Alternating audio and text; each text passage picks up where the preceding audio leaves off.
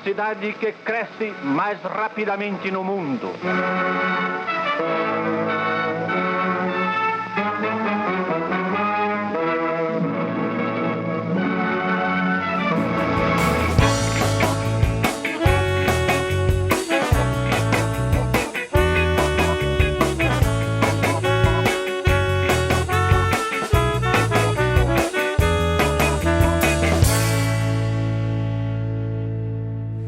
A senhora, por acaso, sabe quem foi Henning Boyleson? Não sei, não. O senhor sabe, por acaso, quem foi Henning Boyleson? Não. Nunca ouviu falar? Não. Botaram o nome nessa rua, mas eu não sei porquê. Parece que engenheiro, né? Alguma coisa assim, mas eles, quando puseram esse nome, assim, eles não espalharam folheto, falaram que não conhecemos. Eu sei que o nome é alemão, agora quem foi eu não sei. Eu sei que ele é alemão. Não conheço. Não conhece? Nunca ouviu falar? Nunca ouvi falar. Muito obrigado. Sim, ele é um administrador. Ele foi um administrador nessa região. Dessa região? Dessa região. E o que mais a senhora sabe dele? Só isso, pelo fato de ter na plaquinha até mesmo. A gente lê.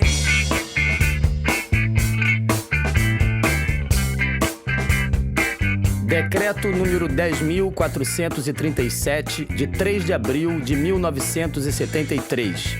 Item 2.0. Rua Henning Boyleson. A rua conhecida atualmente por Rua C. Da placa deverão constar os seguintes dizeres: Administrador de empresas, 1916-1971. From American Council, Sao Paulo, to Secretary of State, Washington, D.C. Confidential. Henning Boyleson, who was machine gunned to death this morning on street near his residence, was well known to consulate. He was a naturalized Brazilian of Danish origin, a principal official of Ultra Group, president of Ultra Gas, headed by Perry Eagle. Understood he worked closely with latter in Sao Paulo, an activity leading to 1964 revolution. He had very close relations with local military commanders and told Undersigned several times, at first over 2 years ago, that he was collaborating with the military in anti-terrorist campaign, especially in Operação Bandeirantes. Ambassador, who wrote that? I did.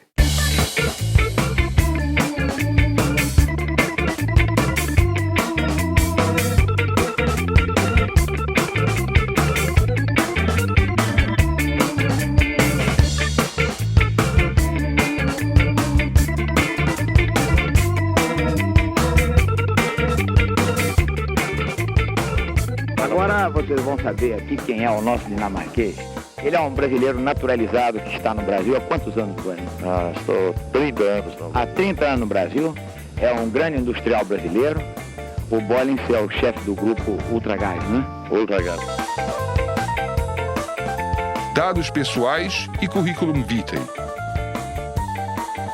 Nome: Henning Albert Boyleson. Data de nascimento: 14 de fevereiro de 1916, Copenhague, Dinamarca.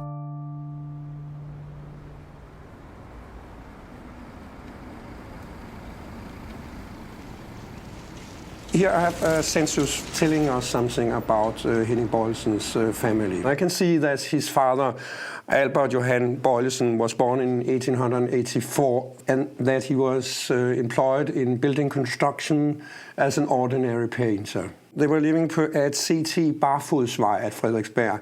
The building was originally built for people which don't have apartments. The apartments were very small.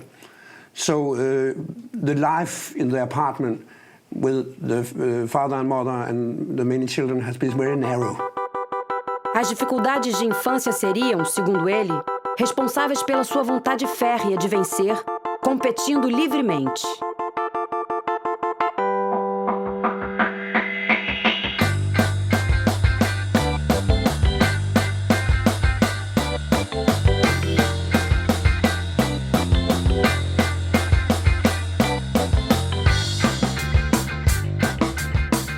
According to teachers, or according to the school, he was a bit superficial. He was, he was not doing his schoolwork, he was a bit lazy, and he was forgetful. Enquanto lutou boxe, cuidava da saúde como se fosse um profissional.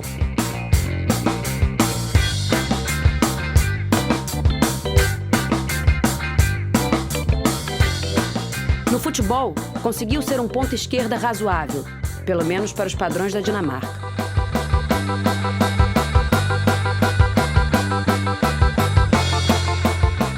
Foi quase sempre o primeiro aluno da classe. Well, most of his grades are below average, including his grades in English, German, math.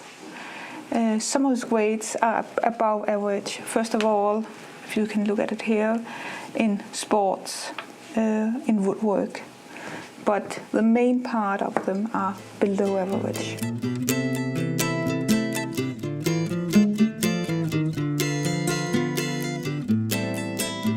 Jeg husker fra dengang han var en dreng, hvor tit vi måtte købe nye jakker til ham. Lige så tit han fik en. Lige så tit kom han hjem uden og sagde, mor, jeg mødte en, der trængte mere til en jakke end mig, så jeg har givet den væk. Sådan var Henning. Han var sådan en god dreng. Formação técnica, curso de administração de empresas, curso de contabilidade industrial, Instituto de Ensino, Comércio e Indústria, Copenhagen, Dinamarca. O meu avô, que era cônsul dinamarquês no Brasil, mandou as filhas para lá. As duas filhas mais velhas. Ora, uma delas começou a namorar com o meu pai. A outra começou a namorar com o irmão do meu pai. Deu-se a ordem, tá certo, para que ela, a mais nova, viesse de volta para o Brasil. Ela trouxe o meu pai junto. Já casada.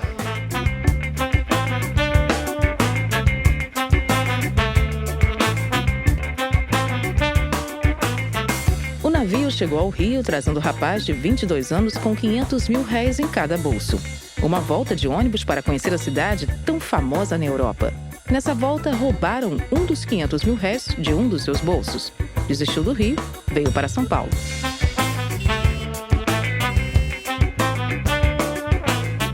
Documentos, por favor.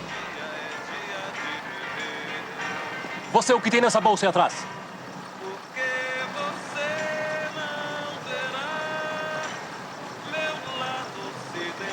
E houve não apenas um acordo completo dentro da nossa organização, como dentro do MRT, porque os companheiros de lá também nos disseram que era unânime dentro da organização, que ele era uma pessoa que podia e que devia ser justiçada em represália, quer dizer, que estava na hora deles começarem a pagar também, não apenas o soldadinho que chegava na hora do combate com a gente, um cara lá, um PMzinho daquele, chegava num combate, levava 3 tiros e morria, enquanto os grandões, os figurões, continuavam frequentando os salões, continuavam aparecendo nas colunas sociais e matando nossos companheiros daquela forma como estavam matando. Os paulistanos gostam de ir à noite e dançar um samba no seu clube entre amigos.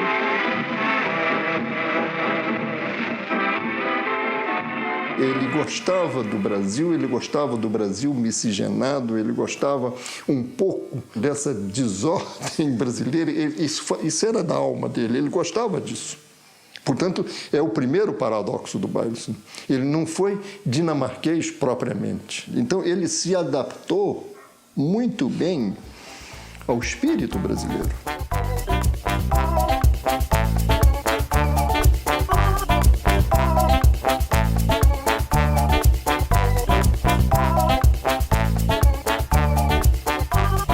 A simpatia dele era extraordinária.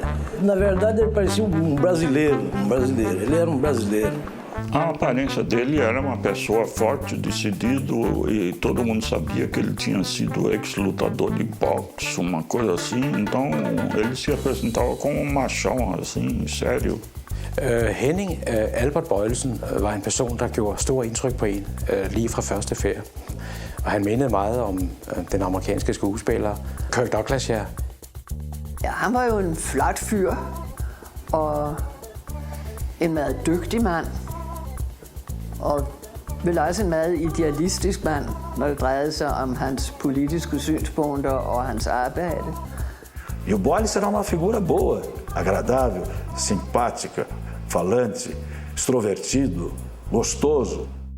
Empresário que havia trocado a Dinamarca pelo Brasil, homem que havia criado centro de integração entre a empresa e a escola, homem que, em função de ter filho com deficiência visual, tinha uma grande ação social junto a crianças e adolescentes, apaixonado pelo Brasil, que gostava de futebol, de caipirinha, que ouvia Chico Buarque de Holanda. Ele era cara muito bacana e pensava como a gente, né? Pensava como a gente. Então, quando pensa como a gente, sempre har en certa afinidad. Han havde udstråling, han havde det, man kalder karisma. Når han kom ind i et lokale, så for at bruge en kliché, så fyldte han ligesom hele lokalet. Så forstummede samtalerne, så lyttede man til Henning. Så han havde, hvad vi kalder, en meget stærk naturlig myndighed og udstråling. O Boles que está na minha memória era o idealista. Era homem puro e era homem íntegro. En hård mand og en mand, som jeg tror, man ikke sådan blev venner med umiddelbart, men en respekteret mand. Cargos ou funções ocupadas. 1942-1950, chefe de contabilidade Firestone do Brasil. 1951-1952, diretor, administração e vendas, fábrica Dantop. 1952 até o presente, companhia Ultragás. No Grupo Ultra, ele entrou na área de contabilidade e área econômica e terminou como presidente da empresa. He was a very prominent businessman with this Ultra Group, which was well known, of course. Para Henning, porém, mais importante fora conquistar a fraternal amizade de Peri Igel, com quem se sentia tão identificado quanto o próprio irmão de sangue. Disse textualmente: se ele me mandar pular do abismo, eu pulo. Quando a gente discutiu sobre o Peri Igel, a ideia era, não se sabia se era ele, não. O que se sabia, o que a gente tinha informação, é que o Grupo Ultra estava financiando ao banco. Metade da população brasileira usa gás liquefeito. Metade. Enquanto você tem cerca de 50 milhões de pessoas são atendidas em suas casas com gás liquefeito de petróleo. Pouca gente sabe disso. Pouca gente sabe. E a Ultragaz é a empresa líder no ramo, além de ser a pioneira. A companhia ia indo muito bem. E em 65, só na cidade de São Paulo se entregava 32 mil botijões de gás por dia. Ora, isso em 65, nem imagina o que era um negócio desse. O Grupo Ultra dirige e controla cerca de 20 empresas. Opera no gás, opera no eletrodoméstico, opera na petroquímica. Eletrodoméstico é Ultralar. Ultralar eletrodoméstico.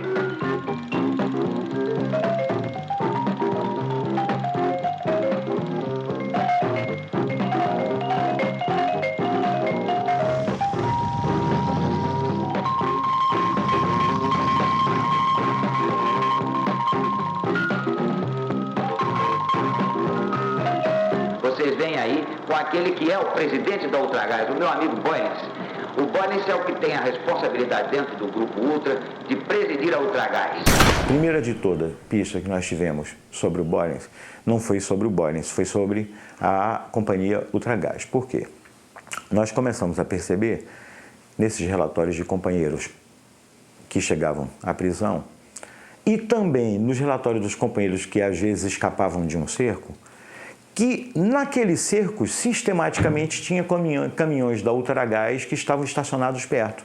Então nós começamos a dizer, ué, esses caminhões é capaz de estarem participando do esquema.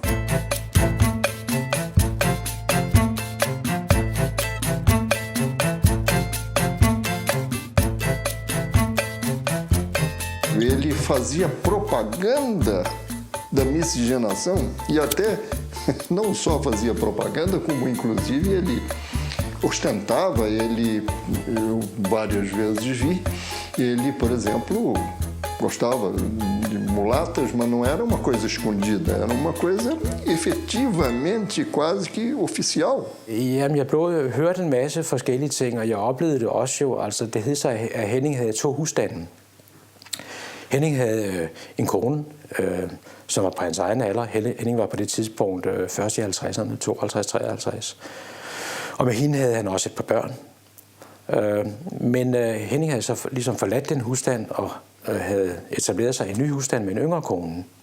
Jeg husker ikke, om han havde børn med hende.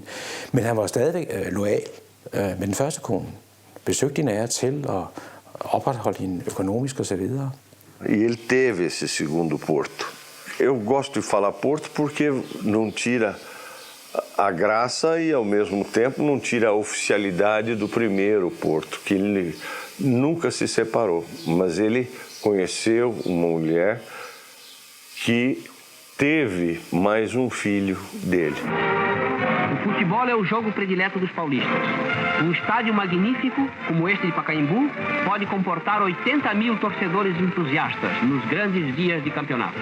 Pelo menos começar a perder o jogo, ele já descia aquela porra lá. Aí chegava naquele, essa divisória, tem aquelas grades de ferro assim, pulava por cima daquela bosta lá e já descia para dentro da geral.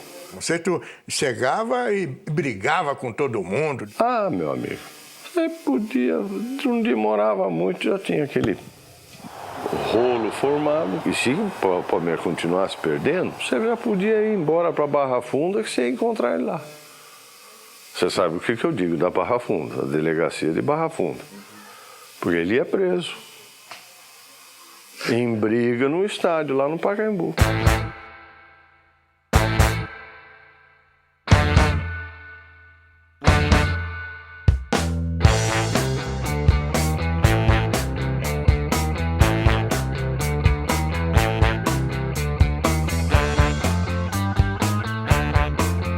O presidente João Goulart, que defende com ardor as reformas de base, principalmente a reforma agrária, comparece à grande concentração popular e ali expõe os altos propósitos do seu governo nesse sentido.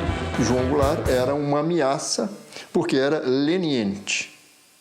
Esse era assim o âmbito, o espírito dentro das empresas. Achava que o Jango ia implantar aqui a República Sindicalista, que se chamava na época. O Jango não tinha condição de implantar a República Sindicalista nenhuma, ele mal se aguentava lá, né? Mas a percepção era essa, eles achavam que havia um risco iminente do Brasil ir para o comunismo. Como estava o mundo? Eu costumo dizer disso, ele estava em dois hemisférios ideológicos. Você tinha que escolher um dos dois, não tinha meio termo, não. Ou você era de um ou era do outro. Né? E isso tem a reflexão sobre o país. Also, you have to look at, there was a gentleman by the name of Fidel Castro who had taken over in Cuba. And in Brazil, early in the early 60s, there was a lot of turmoil, political turmoil, urban turmoil. And there's a lot of concern that type of turmoil might spread and become a very infectious type of thing. Formou grupo de empresários para poder, então, estruturar uma reação à implantação da República Socialista do seu Jango Goulart.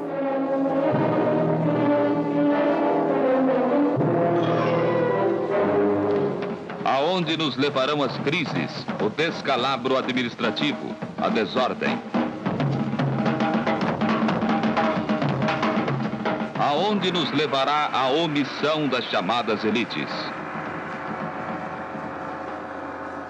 O tempo é pouco.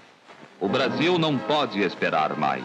Então, dentro das empresas, pensava-se assim, o empresário pensava assim, porque efetivamente ele temia a catástrofe. Ou seja, um governo comunista, ou que outro nome queira se dar. Começou-se aí o contato, por meio intermédio, do civil com o militar. Então tinha jornalistas, tinha empresário que estavam mais ou menos da causa. E vários grupos desses se reuniam às vezes para trocar ideias. Eu participei aqui em São Paulo. Essa percepção de que a ditadura militar ela não é um fenômeno estritamente militar, aliás, é uma das coisas que a gente mais deve destacar, né? Tanto quanto o golpe não foi apenas militar, foi civil-militar, com apoio dos empresários. Foi mais do desejo do empresariado de defender os seus interesses, que estavam sendo arriscados se houvesse uma cubanização do Brasil, digamos. Eles viam um grande risco nos seus negócios nisso. Então eles resolveram agir. Não? E alguns entraram firme na situação, como foi o caso do Boyce. O Boyce, ele não gostava do comunismo mesmo. Ele deu a definição para ele o que seria um comunista. Quando jovem, quer aparecer. Quando adulto, ideal. Quando mais velho, burro. Og så mente han, at Brasilien skulle, hvad skal man sige, sådan, være et sted, hvor der ikke var kommunister. Det så han altså rødt, når han stod der. Kommunista, det var han ikke klar. Ele era uma pessoa simplesmente inserida dentro desse pensamento e que genuinamente acreditava que era uma catástrofe que se avizinhava e que, portanto, pegar em armas ou se defender ou, enfim, fosse lá como fosse, era uma coisa perfeitamente legítima. Quando houve a precipitação, não houve tempo de sair do meu escritório. Então, todos se reuniram no meu escritório, inclusive Boyleson. E a maioria de nós, muito armado, né? Boyleson, por exemplo, tinha naquela ocasião, me lembro disso claramente, uma metralhadora que era uma arma muito moderna para a época. E as Forças Armadas, elas próprias, mais do que ameaçadas, foram chamadas, praticamente intimadas, a cumprir a missão que o momento lhes impunha. Restabelecendo a ordem e livrando o país dos trapos vermelhos que ameaçavam sufocá-lo.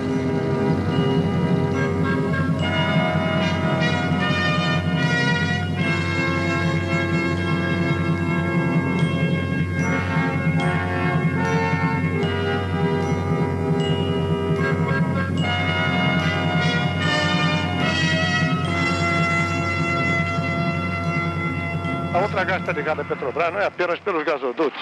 Ela está ligada à Petrobras praticamente em todo o seu programa. Ela consome o gás produzido na Petrobras. Ela está ligadíssima à Petrobras em toda a petroquímica. Ela é sócia da Petrobras na Petroquímica União, sócia da Petrobras na Oxiteno e ela vai consumir ureia produzida pela Petrobras na Bahia. Porque a Petrobras tinha um monopólio.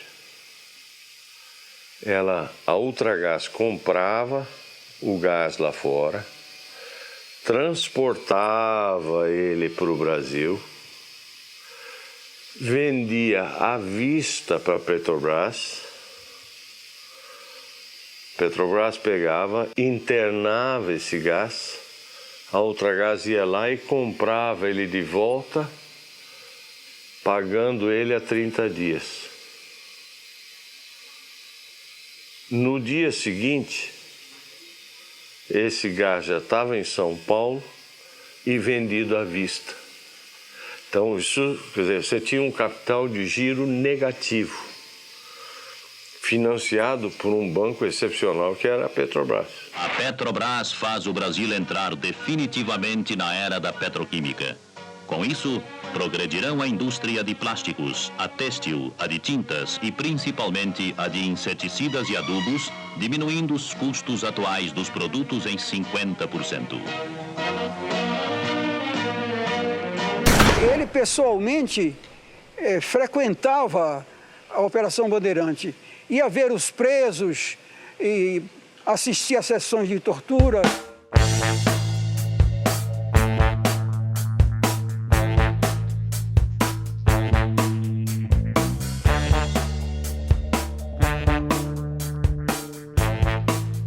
Mas a carreira dele no Grupo Ultra foi meteórica até chegar à presidência do grupo e ele colocou isso muito a serviço de coisas boas, né? E foi diretor da Fiesp, foi diretor da Associação Comercial. Uma pessoa alegre, uma pessoa com muita vontade de fazer coisas boas para a empresa, para os funcionários. Olha, quando você fazia uma campanha ou qualquer coisa que se valha, que ele se engajava, ele conseguia associação de empresários e de coisas que era de se tirar o chapéu.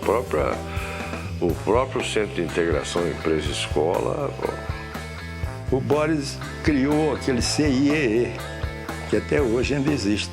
O título de O Homem de Relações Públicas de 1964 foi conferido ontem à noite ao senhor Henning Albert Boyleson. Henning Boyleson said, but I didn't want to do that. I didn't want them to appoint me as this economist of the year.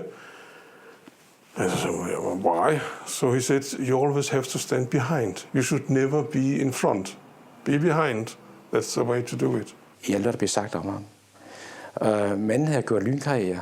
Han kom for ingenting i Danmark. Havde en baggrund som bogholder. Og steg jo meget hurtigt til tops og blev nok den mest magtfulde og indflydelsesrige danske erhvervsmand i Brasilien. Kære Adam, det glæder mig meget at kunne meddele dig, at kongen den 17. denne måned har udnævnt Henning Bøjlesen til ridder af Dannebrogsordenen. Han fik jo så også en udmærkelse af Frederik 9. For det, han havde gjort som forretningsmand, og hans deltagelse i Verdensbanken og så videre. Og der talte man jo ikke noget om de rygter, der gik om andre ting. If, for instance, that the Danish state or the royal family had been criticized for conversing with a guy who was involved in torture, it would be an embarrassment that something would have to be done. But nothing came forward. There was no news. It was not news at the time. Nobody cared to know about what Bøjlesen was doing in his spare time in Brazil.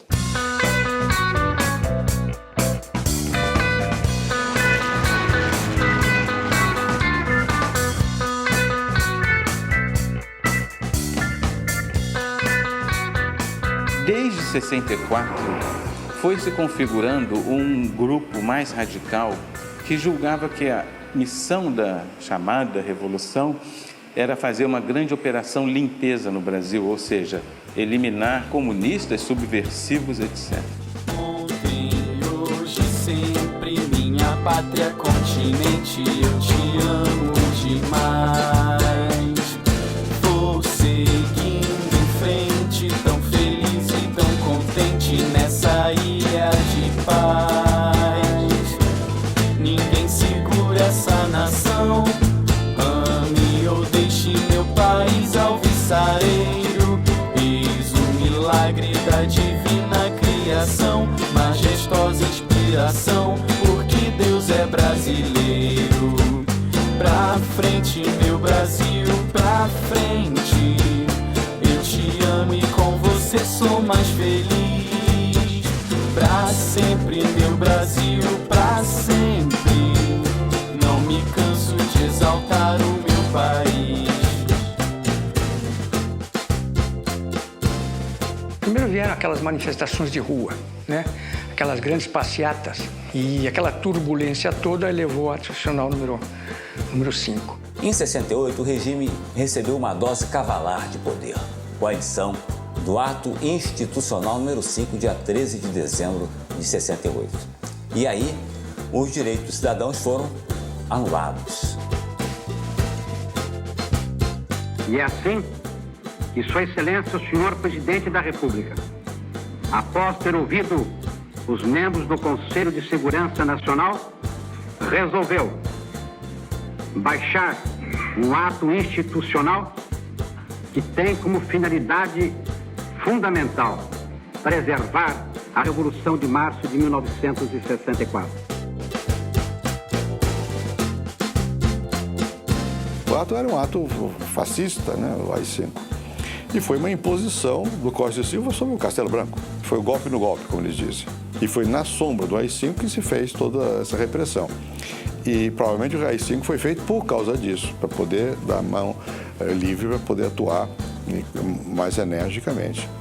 Foi uma tragédia que durou muito tempo e atrapalhou o Brasil. Pra frente, meu Brasil, pra frente. Eu te amo e com você sou mais feliz. Pra sempre, meu Brasil, pra sempre. Não me canso de exaltar o meu país. Então, a partir daí, então, é que começa mesmo que esse pessoal todo que estava numa certa resistência ostensiva, né, e de certo modo passiva, né, porque era uma resistência de passeatas, discursos, comícios. Então, com o ato final número 5, eles praticamente vão para a clandestinidade. Vão para a clandestinidade e inauguram a luta armada. Se existisse democracia, se existissem outras formas do povo alcançar o poder, entende? Nós não escolheríamos uma forma violenta apenas porque sejamos violentos por natureza, entende? Não é essa a situação. Nós adotamos aquela forma que é a única possível dentro da situação histórica que vive o Brasil, entende? Não existe outra possibilidade do povo chegar ao poder a não ser pelas formas armadas. Pouco depois do AI-5, em 68, né, nós, em abril de 69, afinal fizemos uma conferência política e nos constituímos realmente como uma organização de luta armada. Nós passamos a compartilhar formalmente aquela ideia muito específica da época, né, de construir uma ofensiva revolucionária contra a ditadura. Assalto! Cala a boca! Todo mundo no banheiro!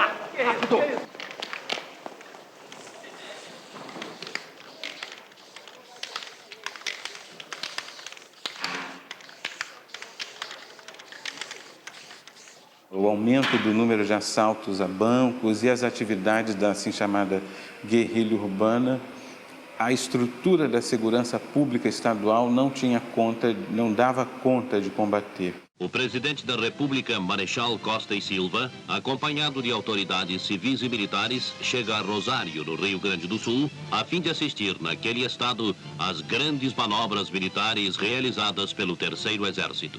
Os soldados revelaram alto nível de adestramento no emprego de armas ultramodernas e os oficiais sua capacidade técnica para enfrentar qualquer tipo de guerra moderna, inclusive guerrilhas. Porque era uma guerra que nós não estávamos muito preparados. O Exército não está muito preparado para uma guerra de inimigo interno. Ela não está preparada para isso. Eu diria que as organizações armadas no Brasil, elas se beneficiaram muito em toda uma primeira fase da relativa desorganização da polícia política brasileira. A polícia política brasileira era uma polícia política, assim como as esquerdas brasileiras, acostumada a uma luta política aberta sob as referências democráticas, né? E já estava nesse diapasão já há uns 20 anos, quando houve o golpe de 64. De sorte que ela estava particularmente despreparada para identificar e desbaratar organizações de vanguarda clandestinas que atuavam numa dimensão guerrilheira, né? O Brasil pode estar certo de que as Forças Armadas estão capacitadas a assegurar sua proteção contra os inimigos e salvaguardar a democracia, a liberdade e a justiça.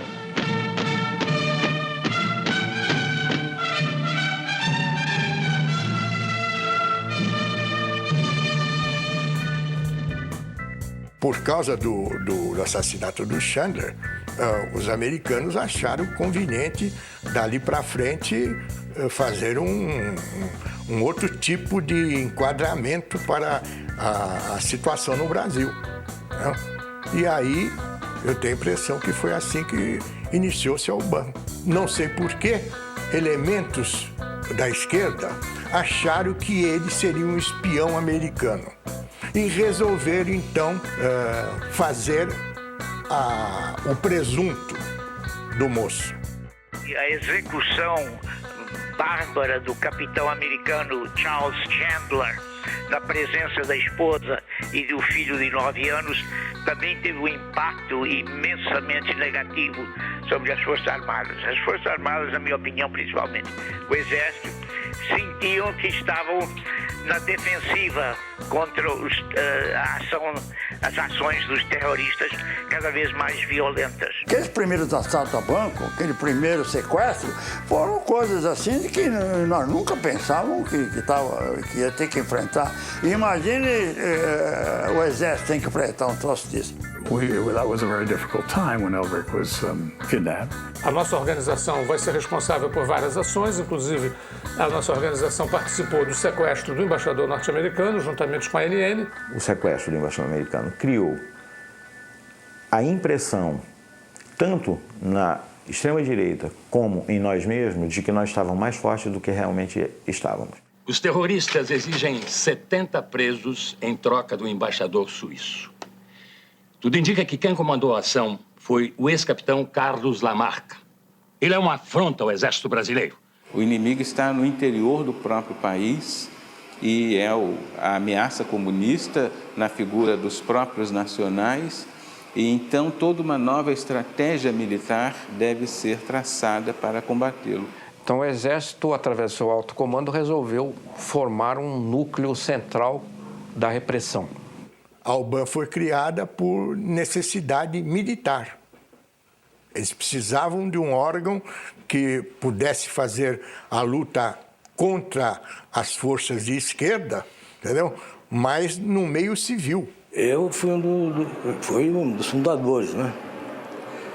A UBAN começou na Manuel Nóbrega, na divisão do Exército, antiga divisão de infantaria, e lá é que concentrava a atividade. Iniciou-se o combate ao terrorismo, foi lá. Quem era o chefe da Operação Bandeirantes era aquele major, que hoje é o general Brilhante Ustra, né?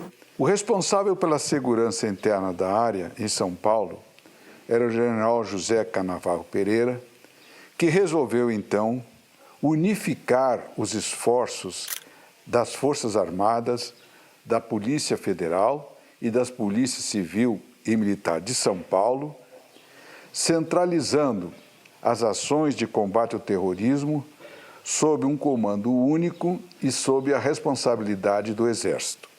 Com essa finalidade, em 27 de junho de 1969, com a aprovação e o apoio material do governador Abreu Sodré, governador do estado de São Paulo, foi criada a Operação Bandeirante, também conhecida como OBAN. O governo Abreu Sodré transformou uma delegacia de polícia que já existia na Rua Tutóia num centro de tortura, de interrogatório, de captura, de luta contra os militantes contrários à ditadura militar. Desencadeou-se então em São Paulo a Operação Bandeirante, que foi, com certeza, a mais radical, a mais cruel operação da repressão durante o regime militar brasileiro. São Paulo, o maior centro industrial da América Latina. São Paulo era também o centro da resistência, né? Você imagina o que é o pânico do sistema financeiro em São Paulo, percebendo que de uma hora para outra aumenta muito o número de assaltos a banco, né? De modo que não é por acaso que foi nessa cidade que surgiu a UBAN. Onde é que houve problema militar? Onde é que houve problema das greves violentas? Onde é que houve a mudança da igreja? Tudo no mesmo lugar. Então esse era um lugar sério, evidentemente, para fazer o esforço principal. Foi o mais criminoso e sanguinário aparato da repressão. Era um órgão que combinava gente do Exército e da Polícia de São Paulo, Ernesto. Eles podiam prender, torturar e matar quem eles quisessem.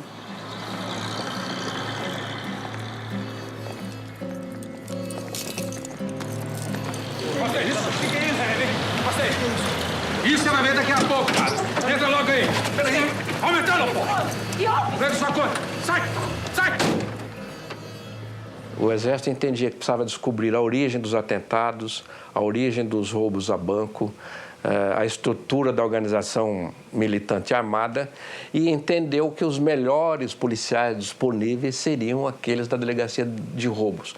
Então houve uma seleção de policiais civis e alguns policiais militares para compor a Operação Bandeirante. Havia, né, na Polícia Civil um grupo de policiais chefiados pelo delegado Fleury que estava eliminando marginais ou não marginais. O único que entrava nesse pedaço, entrou para fazer a parte da UBAN, do DOP, de tudo, foi o colega Sérgio Paranhos Fleury. At han omgav sig med nogle af de militære og politifolk, som man absolut ved var involveret både i dødseskadroner og i tortur. Blandt andet jo den frygtede Sergio Fleury, som han kendte særdeles godt. Não é pelo fato dele eventualmente, tá certo, ter uma amizade com o Fleury que iria dizer que ele estava participando do que o Fleury fazia.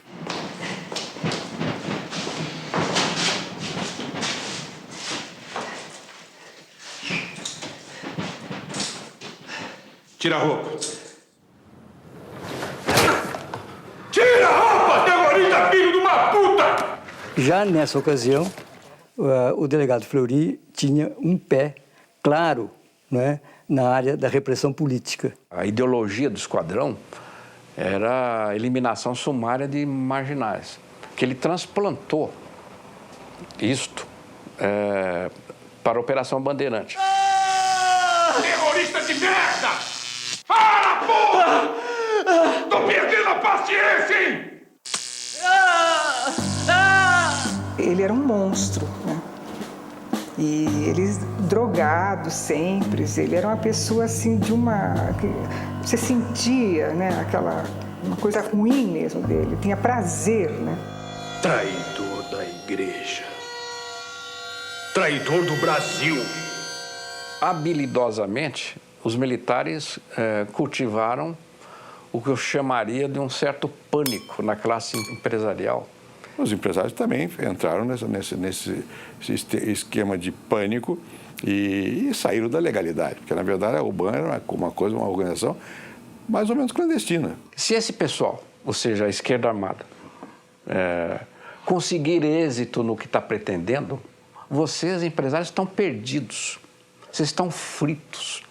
Então, a obrigação de acabar com eles é nossa, militares, e a de vocês, empresários, também. Nós precisamos da ajuda de vocês. Nós temos a capacidade profissional de força militar, força terrestre. Agora, recursos não temos.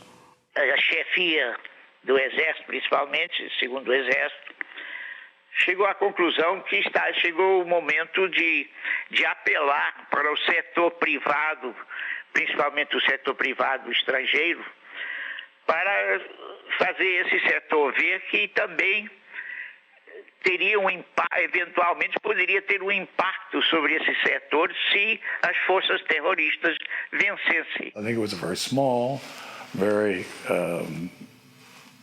smart, competent people, but it was not. I don't really think it was a major threat to the Brazilian government.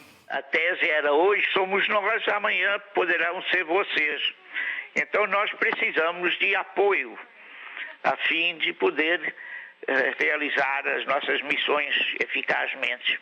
E esse apoio seria apoio financeiro, não é? O Exército planejava operações, precisamos disso, disso, disso. E isso nós temos, isso nós não temos. Ou quem pode arrumar para a gente? Pode arrumar para a gente, o Vidigal pode arrumar para a gente, eles têm relação aí fora. E para eles ficava mais fácil eles ligar com outros civis do que você. O Exército tem ligação com 10, 20, 30 civis. Então, 2 ou 3 civis de peso desse, de respeito, servia de ponte com os outros.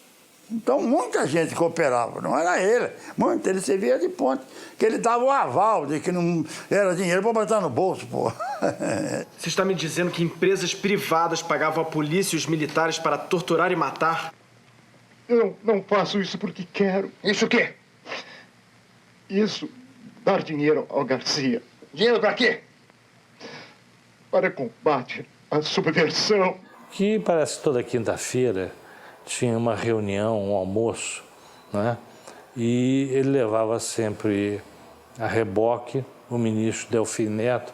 E o próprio ministro da Fazenda reuniu empresários em São Paulo para pedir dinheiro na luta contra a subversão. O Delfim respondia perguntas eventuais, o doutor Gastão passava o chapéu e disse: bom, agora vamos fazer as colaborações para o UBAN. Há muita gente influente que contribui. E eu não posso ficar de fora. Por quê? Porque eu perco o crédito, perco as concorrências. E passava a bandeja e nessa bandeja iam sendo depositados os cheques. Então os empresários sacaram seus cheques e o primeiro deles passou o cheque para o Bolos. Ele olhou e devolveu e disse: faça um no valor dobrado. A Operação Bandeirante tinha uma estrutura precária. Tanto é que tinha o chefe e 2 subordinados, que era eu e outro sargento, que coordenava tudo, coordenava as equipes, coordenava tudo, mandava as equipes para não sei para onde, mandava não sei para onde. Então, não tinha. Depois que o destacamento, aquilo foi compartimentado, tinha um setor de informações, tinha um setor de análise, tinha um setor. Aí a coisa começou a funcionar, percebeu? E provavelmente aí tinha verba já, porque já era um quartel que tinha verba destinada. Tomás, você está me dizendo que a sua companhia financiava esses animais? Eu disse pode ser. Como é que você... Como é que é o quê, Ernesto? Você tem alguma ideia do que estava em jogo?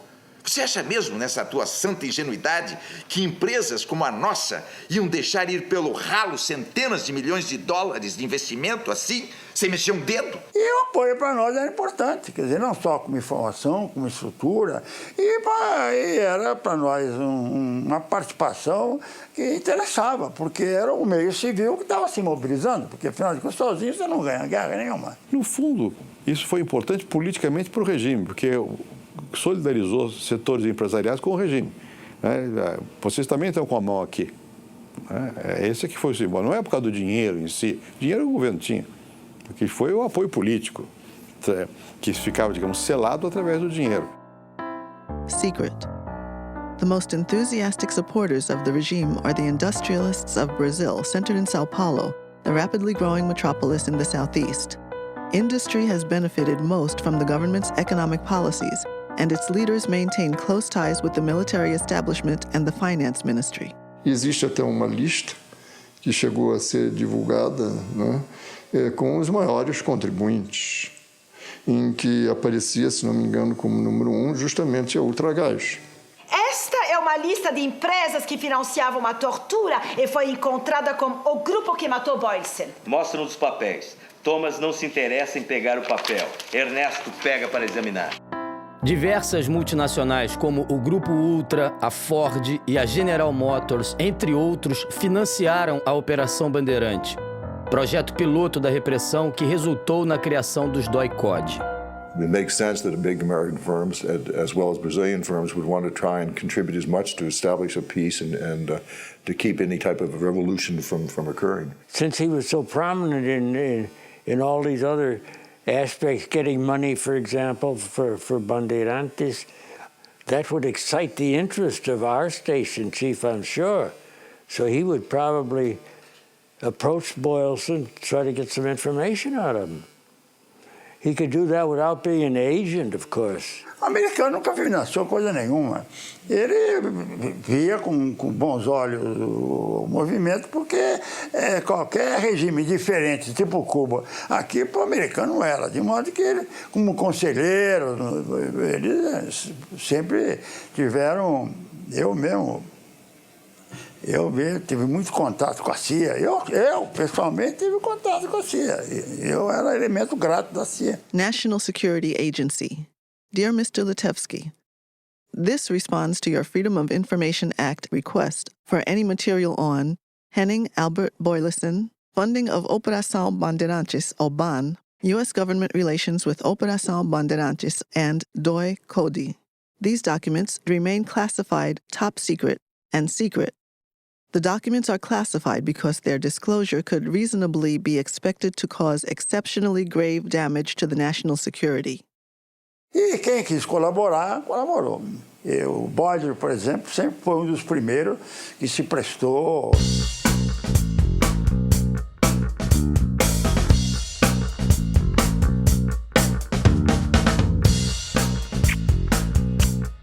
E o elemento de ligação que se prontificou a ser ligação com o setor privado foi o Boylston. Nos 3 anos e 4 meses que comandei o DOI, não recebi qualquer doação de Boylston ou de outros empresários. Não quer dizer que todo empresariado se envolveu, mas alguma parte dele, obviamente, esteve envolvido, ou direta ou indiretamente. No caso do Boylston, foi um envolvimento direto. O Boylston começou a adotar o método da máfia, de cobrança de contribuição financeira junto aos empresários, para reforçar o orçamento da repressão. Mas não contou com o apoio de 2 empresários de São Paulo. Pelo menos 2 se recusaram. Antônio Emílio de Moraes e o José Mindlin. E ele me disse, olha, eu estou representando a OBAN, que se está organizando para ajudar a salvar a sociedade dos perigos da agitação de esquerda, né?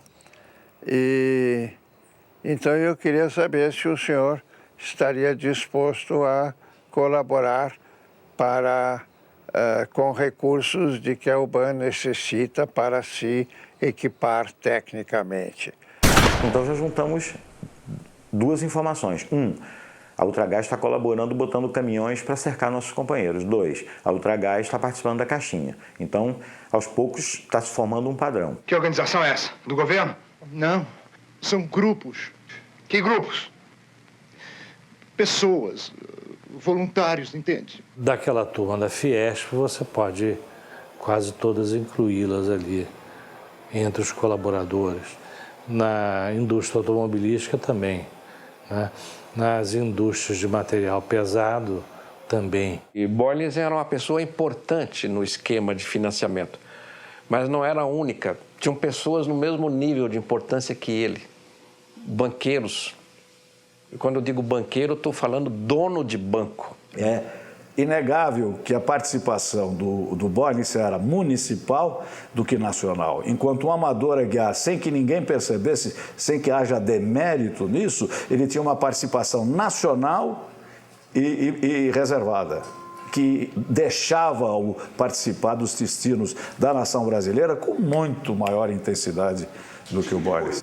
A Folha de São Paulo era um jornal que cedia suas caminhonetes para o trabalho da UBAN, né? Para disfarçar os agentes da UBAN nas suas operações de busca e captura, né, e investigação.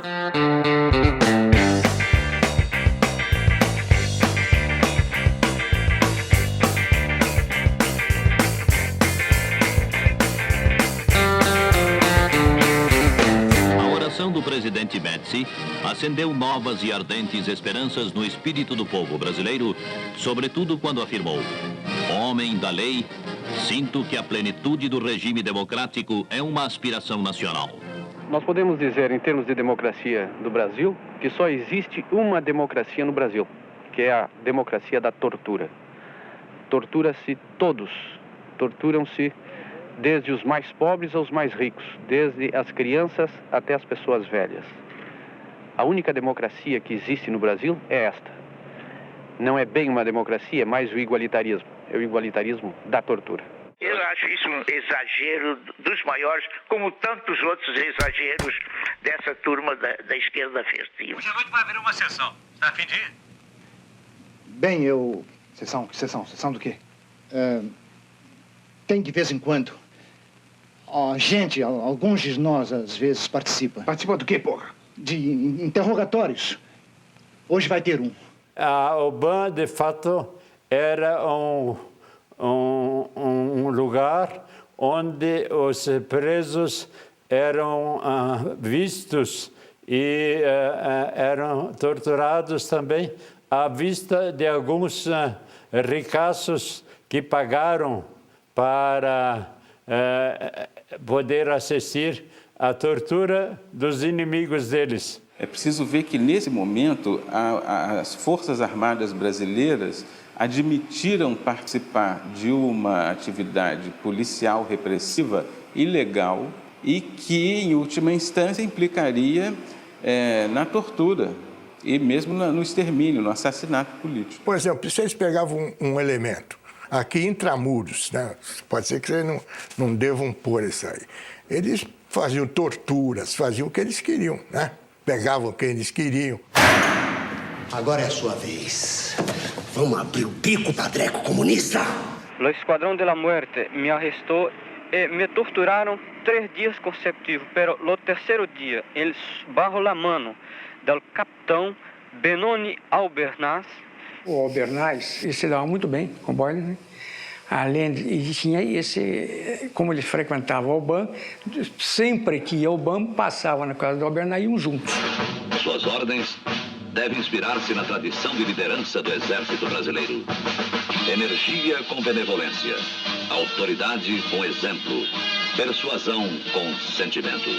Durante 30 dias, diariamente, fui torturado da mesma maneira. Levaram até o Castro, onde fui torturado severamente. Fui para o pau de arara. Também fui colocado no pau de arara. Um cacetete no ânus, cacetete com dentes. Pegaram uma tesoura e me seguravam pelos seios. Fechavam a tesoura sobre o seio, fechavam, apertavam, depois tiravam. Vai falar agora? Quem são vocês? Quem vocês pensam que são? Até o surgimento da UBAN, a tortura era praticada, mas de um modo muito sistemático. E, por outro lado, também, frequentemente, de modo amador. Né? Quer dizer, o tratamento brutal, mas sem sistema, sem inteligência, sem informação, né? Sem método. Né? Isso a UBAN trouxe. Usavam métodos assim mais, vamos dizer, como eles falavam, científicos, né? Tanto que a equipe tinha o enfermeiro. O Dr. Coutinho era um encarregado de observar toda a tortura para impedir que os torturadores passassem o limite em que eu ficasse inconsciente. O importante para isso, não por humanidade, evidentemente, mas porque para eles era importante atingir apenas o limite da minha resistência.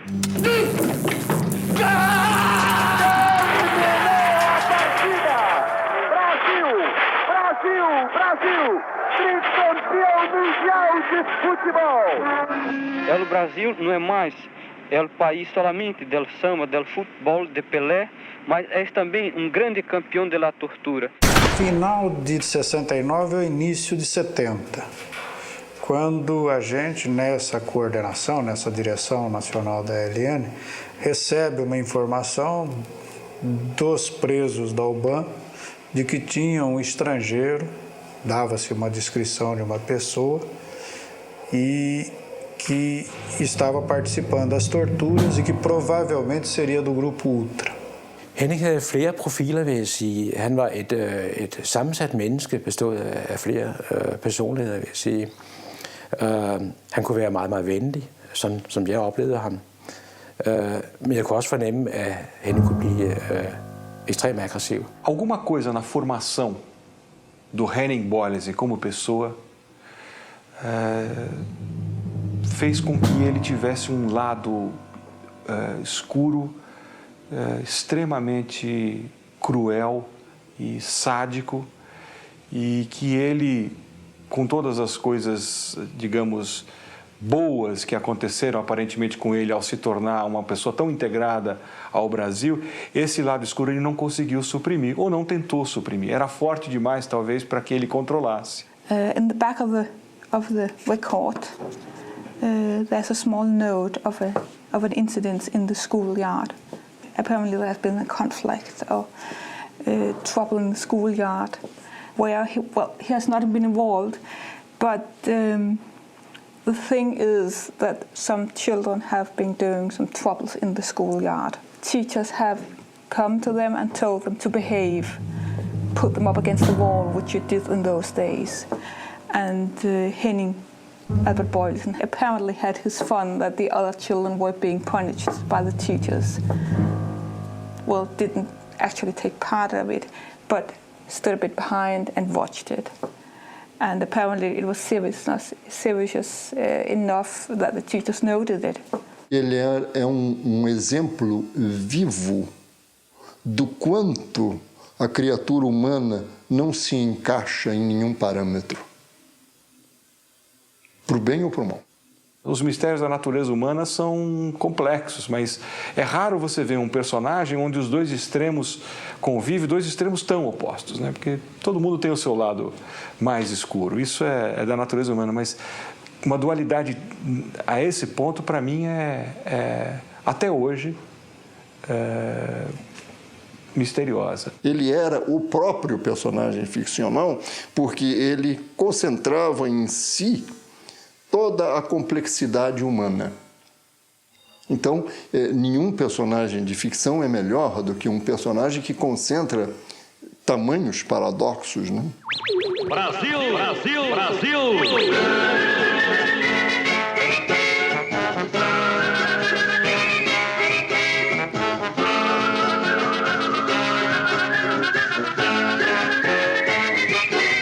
Eu não conheci pessoalmente o Braulen, como é Boylen? Boylensen. É. Mas tinha ouvido falar. Doutor Geraldo Braulen, esse filho da puta tá metido nesse negócio, hein? O filme fazia um contraponto entre a euforia do Brasil na Copa do Mundo e o que se passava nos bastidores e nos porões, digamos, da época do governo militar. E todo mundo também sabia da Operação Bandeirantes, aquela coisa toda. Então, eu criei um personagem que tinha, que tem um nome parecido. Doutor Geraldo Braulen, seu tempo já acabou. Começa a fugir. Pra mim, você é um homem morto. Porque eu queria fazer um filme naquele momento que pudesse ser exibido. Eu li o roteiro, o Roberto Farias me apresentou logo nos primeiros meses em que eu era presidente da Embrafilme, se não nos primeiros dias. Achei que era um roteiro importante, interessante. Eu sabia que podia dali resultar algum problema. O filme foi exibido no dia 26 de março e no dia 27 ele foi interditado pela censura.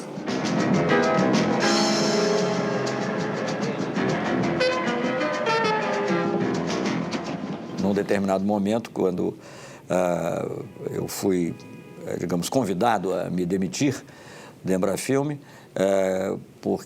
por alguma pessoa do establishment político-militar na época que disse, não, mas é claro que o filme não é um filme de ficção, o filme se referia à Operação Bandeirantes. Eu falei, bom, é óbvio que isso era evidente. O que diferenciou Boylensen dos outros empresários é que ele, de certo modo, era um homem fanatizado ou talvez sádico, porque os outros empresários se limitaram a dar o dinheiro que pediram e não se sabe o nome deles.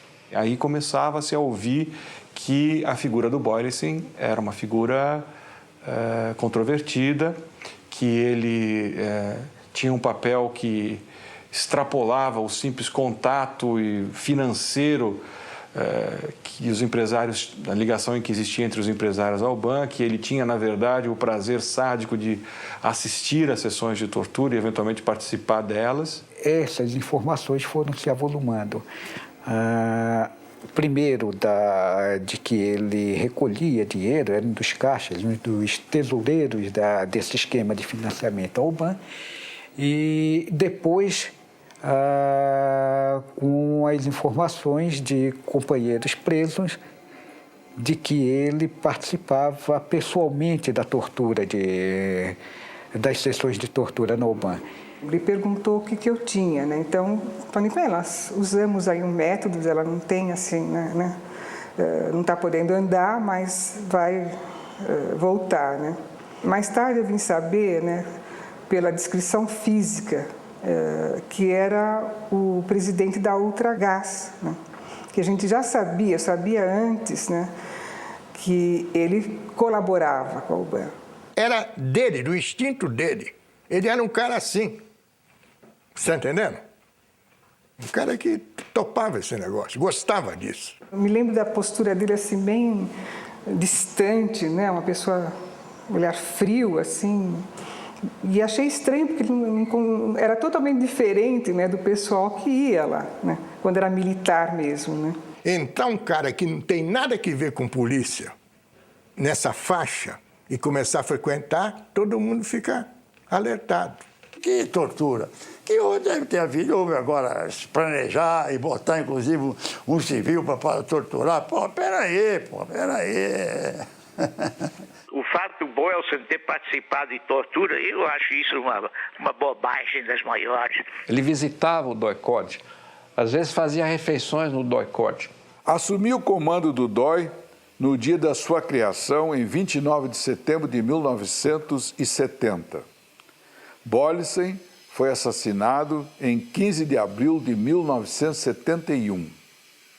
Nesse período, ele esteve uma única vez no DOI, em dezembro de 1970, quando foi me cumprimentar pelo Natal.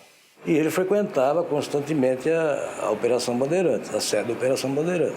E gostava muito do pessoal, trabalhava. A gente sentia nele até um guerreiro também, como éramos nós. A gente sentia nele também um guerreiro. Cumprimentava todo mundo, soldado, cabo, com ele não tinha problema porque eu sou presidente do Grupo Ultra e tal. Então era um cara excepcional. Fazer questão de presenciar a tortura, dizem até que criando ou trazendo para o Brasil instrumentos de tortura. As organizações terroristas criaram a farsa de que Boylissen foi justiçado por frequentar o DOI e assistir aos interrogatórios, por inventar uma máquina de dar choques elétricos chamada pianola, que ele mesmo testava nos presos.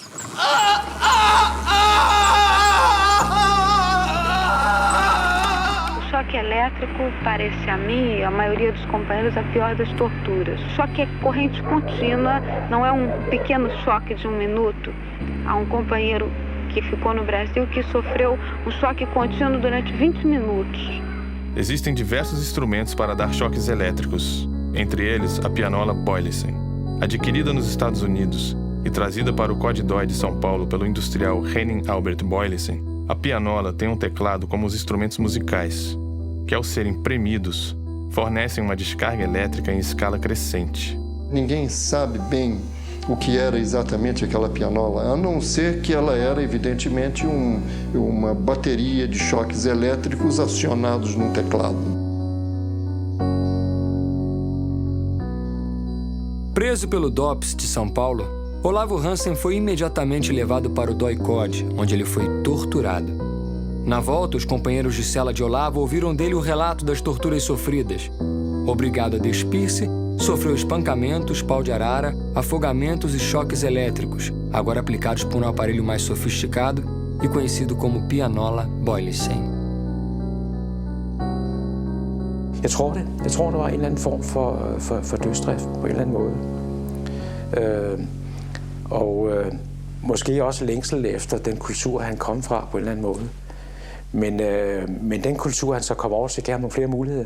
Den gav ham mulighed for at udleve alle de der laster og skal vi sige, mørke sider, som han havde. Det han aldrig kunne udleve i Danmark, der var han blevet stoppet af vores systemer her. Men der kommer han over til en land, hvor han opdager, at der er måske sådan en eller anden form for selvbord, hvad det angår. Der kunne han udleve alle de der mørke sider, han havde. Det kunne jeg egentlig godt fornemme.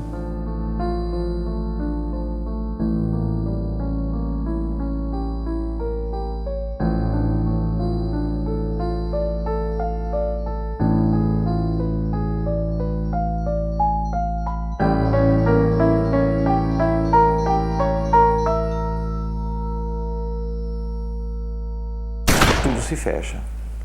Diretor da Ultragás, a Ultragás emprestando os caminhões, a Ultragás participando da caixinha e o diretor da Ultragás dirigindo uma sessão de torturas. O Monsieur Boylissen, além de financiar, tinha prazer em assistir e participar das sessões de tortura na sede da UBAN. Ele foi visto lá por militantes presos e a informação chegou ao comando da guerrilha que condenou Boylissen à morte. É um estigma, esse homem é o mal, né? E talvez do outro lado achasse que ele era o bem, né? Porque ele ficou assim uma espécie de mito, não? Uns achavam que ele fazia uma coisa espetacular, outros não achavam, e assim era a coisa. E os esquerdistas não topavam ele, de jeito nenhum. Tanto que armaram o acontecimento que deu origem à morte dele. Reservado. Declarações que presta Antônio André Camargo Guerra, organização a que pertence, MRT, que em janeiro próximo passado, quando o declarante esteve na Guanabara, recebeu uma relação de 3 nomes: Henning Arthur Boylissen, Peri Igel e Sebastião Camargo, os quais deveriam ser levantados pelo MRT e que tal solicitação partiu de Carlos Lamarca. O Lamarca é que foi quem pediu o levantamento de 3 pessoas, 3 empresários, que ele achava, primeiro aquela velha história do CIA, são da CIA, etc. e tal, que eram o Boylissen, que estaria na lista do Lamarca como um X, como se fosse prioridade. O comando da guerrilha teria recebido um bilhete com 3 nomes. O nome do Boylicen, o nome do Peri Igel, que também era do Grupo Ultra, e o nome do Sebastião Camargo, que era o maior empreiteiro de obras públicas do Brasil, da Camargo Correia. Dizia-se na época que essa era uma lista de empresários para fazer um levantamento da rotina dessas pessoas, para que eles fossem eventualmente sequestrados, não necessariamente assassinados. Nós sabíamos disso alguns meses antes do acontecimento. Nós já sabíamos que ele estava sendo manjado. Henning var bestemt bevæbnet. Altså Henning havde truffet sine forholdsregler, fordi han vidste, de var efter ham. Så han havde installeret en maskinpistol, 2 maskinpistoler på den indvendige side af sin bil. En på højre siden til medpassageren, og så en han selv brugte. Aliás, dizem que eles têm uma lista de gente importante para sequestrar e matar. Eu não quero nem pensar nisso. Foi aconselhado várias vezes a ter segurança e assim mesmo ele não queria segurança, simplesmente não queria. Não, faço isso sozinho porque eu resolvo as coisas sozinho. Ele era destemido. Jeg synes, det er utroligt dumt af ham. Han bare var taget afsted alene, for jeg tænkte, manden må skulle da vide, at det ville gå galt på et eller andet tidspunkt, det der. Han stod på listen som dødsdømt. Så der får alle mulige tanker. Jeg begynder at analysere situationen og tænke, jamen, er det en eller anden form for dødsdrift, eller et eller andet, men nu skal vi altså have gjort en ende på det her, for de får ramt på mig på et eller andet tidspunkt. Eu mesmo só tive conhecimento da lista depois da morte dele. Aí surgiram uma lista. Hoje em dia, esse negócio de segurança é uma coisa muito séria. Eu morro de medo de sequestrarem o Geraldo. Dizem que tem uma lista. A reação do Boris foi, no meu entender, individual, espontânea. Foi a reação de um esportista que está enfrentando o seu adversário. O comunista, para ele, era o adversário. Então eu vou enfrentar para matá-lo ou para morrer. E ele matou e morreu. Dentro da nossa organização, eu propus que fosse transformada essa ação de sequestro em ação de justiçamento e nós, então, sumariamente condenamos o Boylicen à morte. O plano de assassiná-lo, na verdade, era para ter sido realizado na véspera, no dia 14 de abril. É uma data inesquecível. 14 de abril de 1971. Bom, ele morreu a 15 de abril, na manhã de 15 de abril. 14 de abril. Eu saí de lá às 20 e pouco da noite da palestra para a casa dele. Essa que está no retrato talvez seja a sua última fotografia. Essa que está ao meu lado aí deve ser a sua última fotografia. E na hora da despedida eu fui até a porta. Quer dizer, veja o risco que nós corremos, viu? Fomos até a porta. Um dia antes do acontecimento, nós alertamos novamente que estava para acontecer. E aí aconteceu. Foi encurralado numa esquina em seu próprio carro e assassinado à luz do dia.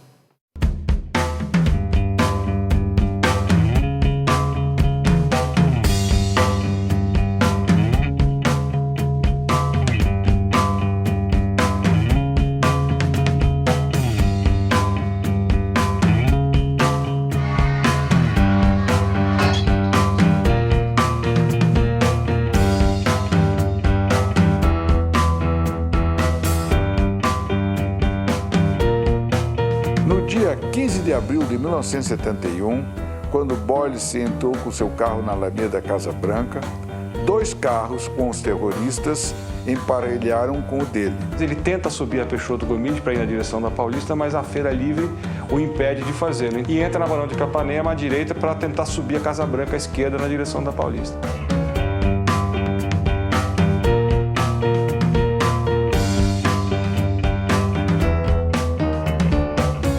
Quando ele chega na esquina da Alameda Casa Branca, ele para. Ainda dentro do carro, é disparado um tiro de fuzil nele para evitar que ele tentasse alguma saída com o carro. A ideia foi tirá-lo do carro. Vocês dois, saiam daí, rápido! Fica na tua, cara! Esse filho da puta é um dos responsáveis pela tortura no Brasil. Após ter sido atingido por um tiro de fuzil, Boylicen ainda tentou fugir a pé. O Boylicen saiu do carro, tentou fugir para onde tinha em direção a uma feira, mas havia companheiros já esperando por ele ali. Ele voltou e o Yuri atirou. Os 2 companheiros encarregados descem desse carro da ação, E durante a corrida dele, ele foi sendo acertado nas costas. Foi trucidado com rajadas de metralhadora que o atingiram nas costas e no rosto.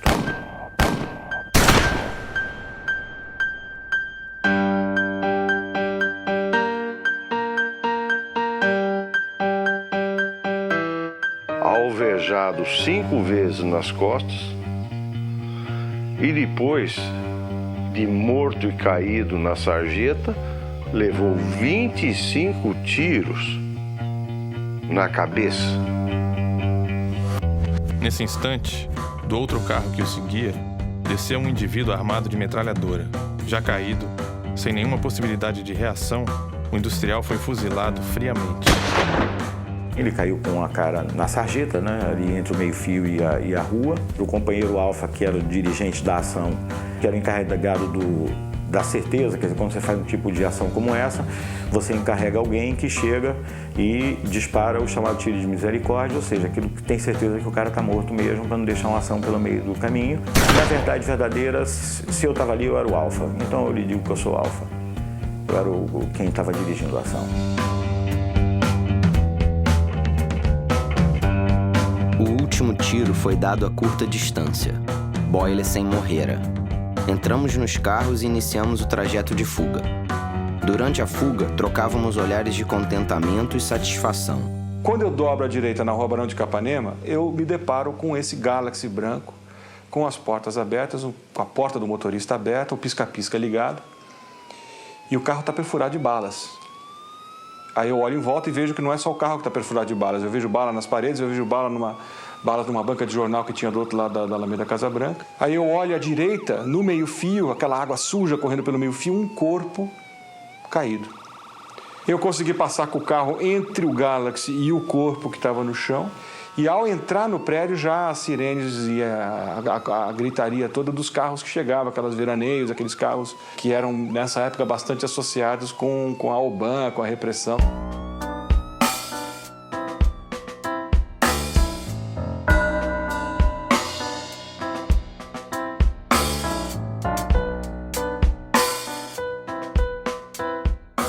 Vi os miolos da cabeça dele a meio fio. Não sabia o que era aquilo. De qualquer maneira, a minha experiência na área criminal me mostrou claramente que aquela execução foi feita com muito ódio. Confidential from British Consulate General São Paulo to British Embassy, Rio de Janeiro. The terrorist group responsible for this murder left leaflets accusing him of working for the CIA, which seems highly unlikely. A rua estava infestada de folhetos que tinham sido jogados sobre o corpo e pela rua. Sobre o corpo de Boylessen, mutilado com 19 tiros, jogaram panfletos dirigidos ao povo brasileiro, onde faziam a seguinte ameaça: como ele, existem muitos outros, e sabemos quem são. Todos terão o mesmo fim. Não importa quanto tempo demore. O que importa é que sentirão o peso da justiça revolucionária, olho por olho, dente por dente.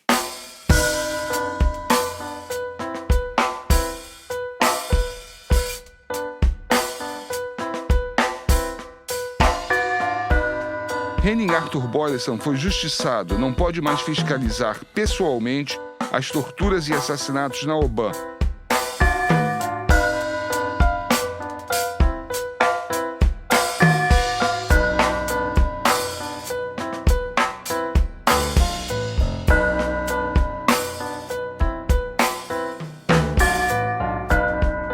This audacious and wanton killing of Boylessen has shocked and alarmed São Paulo more than kidnappings or other previous acts of terrorism.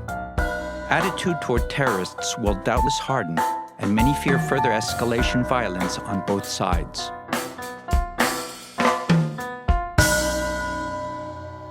Quando ele foi morto, lá de uma maneira cruel, nós não aprovamos a morte, de jeito nenhum.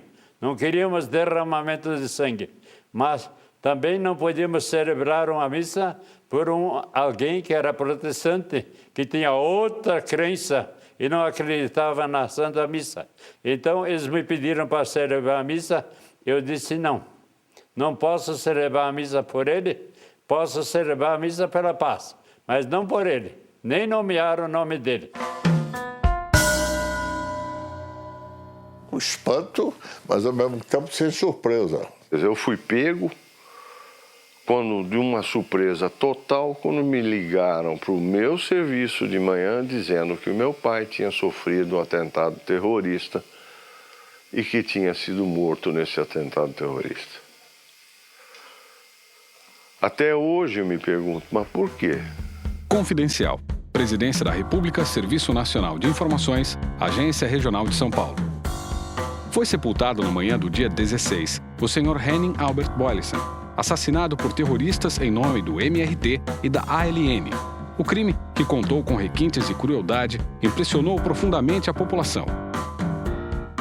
Colaborava intensamente com as autoridades militares no combate ao terrorismo, tendo ajudado materialmente de modo substancial a montagem da Operação Bandeirantes. Dava a essas organizações policiais seu apoio incondicional, o que lhe valia a amizade de grande círculo de militares e de autoridades policiais. Lembre-se que Boylissen se expunha muito, frequentando inclusive a sede da OBAN, onde muitos presos devem tê-lo conhecido. Não há praticamente outras pessoas com o mesmo grau de envolvimento físico. O envolvimento do meu pai com a Operação Bandeirante? Não. Isso eu tenho certeza. Como também tenho certeza de CIA e outras bobagens, isso aí eu tenho certeza. Não. Primeiro que ele não tinha nem ideologia suficiente para isso. Havia diversas teorias. Quem que poderia lucrar com a morte dele? Havia pelo menos 3. Eu apenas vou citar uma, que eles acharam que ele foi liquidado pelos comunistas. Os outros 2 eu não quero nem falar. Eu acho que o Boylissen foi um utópico. Foi um idealista e que, pela sua natureza humana altamente extrovertida, aberta, foi uma vítima de si mesmo. Quando veio essa notícia da morte do Boylissen, né, isso foi comemorado. Os meios políticos e empresariais condenaram veementemente o brutal assassinato. A Assembleia Legislativa suspendeu seus trabalhos em homenagem à memória de Boylissen. Seu cortejo fúnebre emocionou a cidade de São Paulo. Senado Federal, 15 de abril de 71. Homenagem de pesar pelo falecimento do industrial Henning Albert Boylissen, assassinado por terroristas na cidade de São Paulo. Ele não nasceu no Brasil, mas posso afirmar, não havia ninguém mais brasileiro. Via o futuro, amava a nossa terra.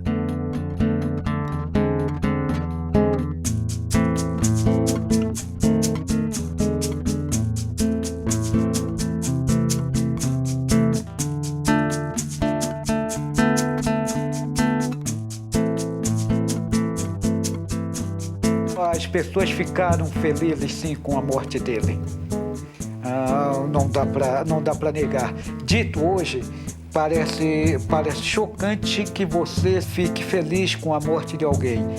Mas só quem viveu aquela época, só quem sabe o sofrimento que era ter os companheiros assassinados, o tipo de sofrimento que o Boylissen causava às pessoas, pode entender como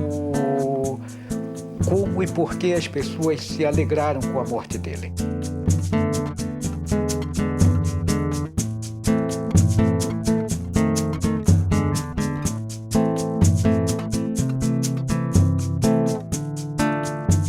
Naquela época era assim, tá do meu lado ou tá contra mim? Tava contra. Então ninguém de boa formação não vai ficar feliz que o outro foi assassinado. Mas, enfim, é um a menos, né? Do outro lado. Mas todo mundo só fala no bode, porque ele foi assassinado. Escolheram ele para dar um exemplo para os outros. Mas eu citaria uns 10 outros aqui, mas não vou citar porque... Eu não achei que se pudesse caracterizar essa eliminação do Boyles como um ato de terrorismo. Eu acho que foi mais uma atitude de dar um alerta ao empresariado de que eles não estavam, ainda que protegidos pelos órgãos de segurança, não estavam imunes a uma solução radical. Para mim é um crime que até hoje está lá impune.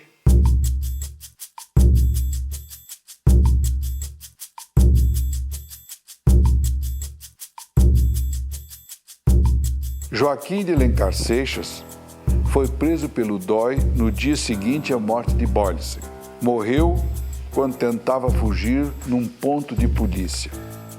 Dimas Antônio Cassimiro foi morto 2 dias depois da morte de Boyles, em tiroteio com agentes do DOI que foram prendê-lo em seu aparelho. Antônio Sérgio de Matos morreu em tiroteio com agentes do DOI em 23 de setembro de 1971. Yuri Xavier Pereira morreu em combate com agentes do DOI em 14 de junho de 1972. Carlos Eugênio Sarmento Coelho da Paz é professor de música no Rio de Janeiro. Eu até hoje sofro e sofrerei sempre as mortes que vivi, as mortes que eu morri, a morte que eu não morri e as mortes que eu cometi. Gregório Mendonça, segundo informes, faleceu no Rio Grande do Sul recentemente.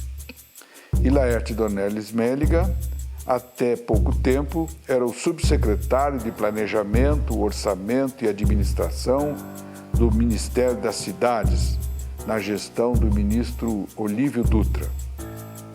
Gilberto Faria Lima e José Dan de Carvalho devem estar vivos, pois não constam da lista de mortos e nem da de desaparecidos.